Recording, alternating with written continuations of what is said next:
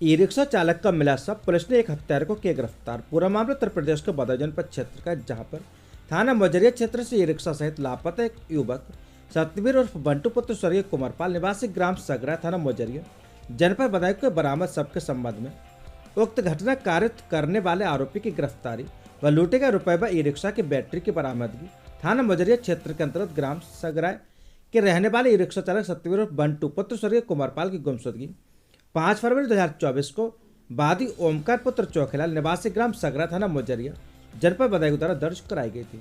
उक्त गुमशुदा की तलाशी हेतु थाना मजरिया पुलिस बल द्वारा समस्त सार्थक प्रयास किए गए और दिनांक 11/2/2024 को बादी ओमकार पुत्र चौखेलाल द्वारा थाना मजरिया पर एक लिखित तहरीर देकर अवगत कराई कि मेरे भतीजे सतवीर उर्फ बंटू का शव विद्युत उपकेंद्र मजरिया के सामने सड़क पर एक खंडर नुमा मकान में पड़ा हुआ है, जिसके अज्ञात लोगों ने हत्या कर शव को छिपा दिया। इस सूचना पर तत्काल अभियोग पंजीकृत कर विवेचना प्रभारी निरीक्षक मजरिया रेणु सिंह को सुपुर्द की गई। उक्त अभियोग के अनावरण हेतु वरिष्ठ पुलिस अधीक्षक के आदेश अनुसार पुलिस अधीक्षक ग्रामीण के निकट पर्यवेक्षक तथा क्षेत्राधिकारी सहसवान के नेतृत्व में प्रभारी निरीक्षक के अधीन एक टीम का गठन किया गया। परिणाम स्वरूप एक अल्प अवधि में ह्यूमन और टेक्निकल इंटेलिजेंस के सहयोग से घटना का सफल अनावरण किए जाने में सफलता प्राप्त की गई। सच से कनेक्शन के लिए बदायूं से अनुज तोमर की रिपोर्ट। देखिए, मजरिया क्षेत्र में एक ई रिक्शा चालक था जिसका नाम था सत्यवीर। 18 वर्ष की उसकी आयु थी और वो ई रिक्शा उस क्षेत्र में चलाता था। 5 तारीख को समय से जब वो घर नहीं पहुंचा, घर वालों ने अपने स्तर पर उसकी तलाश की और उसके बाद जब वो नहीं मिला तो उन्होंने संबंधित थाने में उसकी गुमशुदगी दर्ज करा दी। गुमशुदगी के बाद पुलिस ने उसकी छानबीन शुरू की। थानाध्यक्ष मजरिया और क्षेत्राधिकारी सहसवान ने इसकी जांच पड़ताल के लिए उसकी फ़ोन जो नहीं मिला था उसकी कॉल डिटेल वगैरह निकलवा करके और उसके आधार पर उसको ढूंढने का प्रयास किया, परंतु ढूंढने के क्रम में 11 तारीख को उसका शव घर वालों के द्वारा बरामद किया गया एक खंडहर नुमान मकान में जो बिलसी थाना क्षेत्र में पड़ता है। पुलिस ने वहाँ मौके पर जाकर अपनी जाँच पड़ताल की, शव को कब्जे में लेकर के उसको पोस्टमार्टम के लिए भेजा। पोस्टमार्टम में एंटीमार्टम स्ट्रैंगुलेशन आने से ये पुष्टि हो गई कि उसकी हत्या की गई है।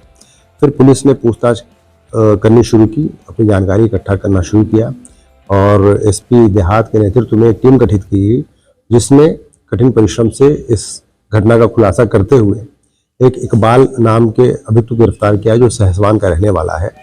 उसने पूछताछ में कबूल किया कि उसने अपने साथी गौरव के साथ उसको कुछ पैसों की जरूरत थी इमीडिएटली उसके साथी को।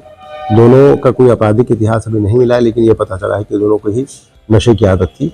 उस चक्कर में उनको जब पैसों की आवश्यकता पड़ी तो उन्होंने इस टिर्री को ई रिक्शा को हायर किया और हायर करके उसको एक खंडहरनुमा मकान में जो पहले से उन्होंने आइडेंटिफाई कर रखा था वहाँ ले जा करके उसको ये कह के उतारा कि हमें छत से कुछ सामान उतारना है, सीढ़ी लगाने में हमारी मदद कर दो। और जब वहाँ पर उनकी मदद के उतरा तो दोनों ने गले में फंदा डाल करके उसकी हत्या कर दी। हत्या करके शव को वहीं छुपा दिया और उसका ई रिक्शा लेके चले गए। ई रिक्शा में जो बैटरीज थी वो निकाल लिया उन्होंने और जो भी उसमें वैल्यूबल से वो निकाल करके उन्होंने ले लिया और ई रिक्शा को कहीं डंप कर दिया, जिसको पुलिस ने बाद में बरामद किया और बैटरीज को उन्होंने बेचने का प्रयास किया। जिस कबाड़ी के पास भी ले गए थे, शक के आधार पर उसको लगा कि ये बैटरी नहीं खरीदी जानी चाहिए तो उसने मना कर दिया। इसी बीच में पुलिस को सूचना मिल गई और उन्होंने इकबाल नाम के व्यक्ति को गिरफ्तार कर लिया। जो दूसरा अभियुक्त है उसको गिरफ्तारी के लिए टीमें रवाना कर दी गई हैं और उसको भी शीघ्र गिरफ्तार करके इनसे पूछताछ करके अग्रिम विवेचना कराई जाएगी।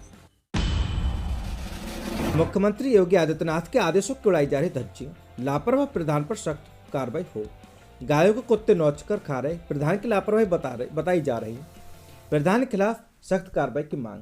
पूरा मामला उत्तर प्रदेश के बदायूं जनपद क्षेत्र का, जहां पर थाना कादर चौक के एक गांव में 10 फरवरी 2024 को गाय की मृत्यु हो गई थी, जिससे ग्रामीणों ने प्रधान से कहा कि इसका अंतिम संस्कार जेसीबी मंगाकर करवा दीजिए, परंतु प्रधान ने ग्रामीणों की बात नहीं सुनी। और जब ब्रजवासी गोरक्षक सेना के राष्ट्रीय मीडिया प्रभारी ने प्रधान से बात की तो उन्होंने कहा कि सुबह 8 बजे तक जेसीबी मंगाकर दफन करा देंगे, परंतु प्रधान ने गाय को नहीं दफनाया।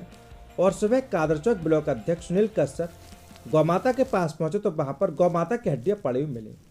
कुत्तों ने नोच कर खा ली। इसकी शिकायत ब्रजवासी गोरक्षक सेवा राष्ट्रीय अध्यक्ष को दी गई और प्रधान के खिलाफ कार्रवाई हेतु जिला प्रशासन से की जाएगी। इसके अलावा उन्होंने जिलाधिकारी से भी निवेदन किया है कि प्रधान के खिलाफ सख्त कार्रवाई की जानी चाहिए। सच से कनेक्शन के लिए बदायूं से अनुज तोमर की रिपोर्ट।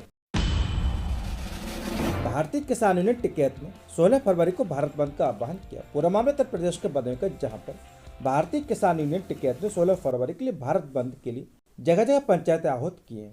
स्वामीनाथन में पूर्व प्रधानमंत्री चौधरी चरण सिंह को भारत रत्न आधा अधूरा बताया। इन दोनों लोगों की नीतियों को लागू करके इन नेता और किसानों को सम्मान मिल सकता है। जिस तरह उनकी नीतियों के विपरीत कार्य करके भारत रत्न थमा देना किसान नेताओं का अपमान है। आज चित्रांश नगर कैंप कार्यालय पर यह विचार भारतीय किसान यूनियन के बरेली मंडल के प्रवक्ता राजेश कुमार सक्सेना ने व्यक्त किए।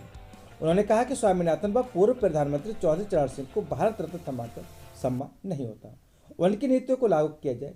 पूर्व प्रधानमंत्री चौधरी चरण सिंह ने वर्ष 1968 को आधार मानकर उसी समय के मूल्यांकन के आधार पर वर्ष माना जाए जिस अनुपात से सोना, चांदी, लोहा, सीमेंट, कल पुर्जे कीमतें बढ़ी, उसी अनुपात से किसानों को उनकी फसलों का मूल्य मिलना चाहिए तथा स्वामीनाथन का C250 फार्मूला के तहत मूल्य तय किया जाना चाहिए। लागत मूल्य में 50 गुना जोड़कर किसानों की फसल के मूल्य तय होने चाहिए, परंतु किसानों से धोखा, किसान नेताओं के फार्मूले दरकिनार करके किसान विरोधी नीति के तहत किसानों पर जुल्म करना सहन नहीं किया जाएगा। मंडल प्रवक्ता राजेश कुमार सक्सेना आज आधा दर्जन गाँव में भ्रमण किया।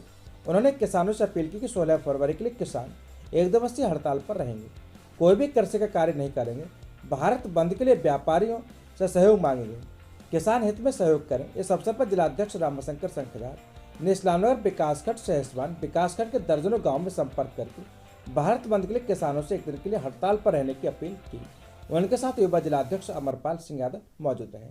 सच से कनेक्शन के लिए बदायूं से अनुज कुमार तोमर की रिपोर्ट। इस तरीके से भारत रत्न थमाए जा रहे हैं, किसान नेताओं के लिए स्वर्गीय चौधरी चरण सिंह पूर्व प्रधानमंत्री जी, स्वामीनाथन जी के लिए ये जो भारत रत्न से सम्मानित किया गया, किस तरीके का सम्मान दिया गया। भारत रत्न के हकदार हैं वो दोनों, लेकिन सही बात तो ये है कि उनकी नीतियों के विपरीत जिन्होंने अपने रात दिन एक करके सारे जीवन में किसानों के लिए संघर्ष किया हो, किसानों के लिए नीतियां तैयार की हों, उन नीतियों के विपरीत चल के ये सरकार उन्हें सिर्फ भारत रत्न थमाकर उनका सम्मान करना चाहती है। ये आधा अधूरा है सम्मान। अगर सम्मान करना है चौधरी साहब का, सम्मान करना है स्वामीनाथन जी का, तो उनकी नीतियों का अनुसरण करे, उन्हें लागू करे, जिनके लिए किसान तरस रहा है, किसान निरंतर मांग कर रहा है। स्वामीनाथन जी ने कहा C250 फार्मूला दे दीजिए, किसान खुशहाल हो जाएगा, मूल्यांकन सूची से किसान को जोड़ा जाए। ये चौधरी चरण सिंह ने तो 1968 का बेस मान कर कहा। जिस तरीके से सोने का एक मानक होता है, जिस तरीके से सोने की कीमतें बढ़ी हैं, 1968 में सोना 250 रुपये तोला था 12 ग्राम, और उस समय 78 रुपया गेहूं था, और उस मूल्यांक को वर्ष 1968 को मूल्यांक वर्ष मान लिया जाए और उसी अनुपात से किसान की फसलों के भी